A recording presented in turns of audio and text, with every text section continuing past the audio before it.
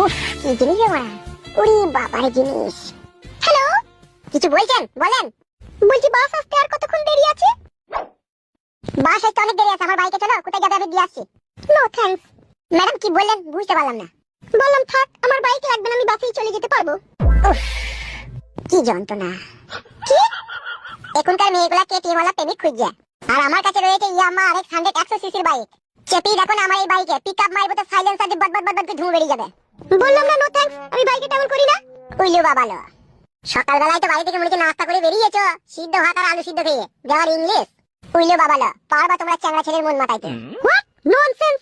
Nonsense মানে আমি খারাপ ছেলে নাকি? তোমার সাথে কথা বলাই ভুল হয়েছে। তা তো হবেই, আমার কাছে 4 হুইলারও নেই, আবার কেটিএমও নেই। আমার কাছে আছে 2006 এর একটা পুরনো ইয়ামাহা RX 100 বাইক। এটাই কি আমাকে পছন্দ হবে তোমার, বলো? What do you mean? কি বলতে চাইছো কি তুমি?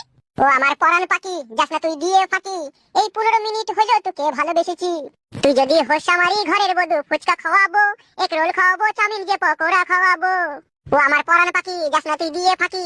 মাথায় চুল নেই টাক পরা কাকুর বউ হতে। ও আমার চুলবুলু পাখি। What the hell you bloody dog?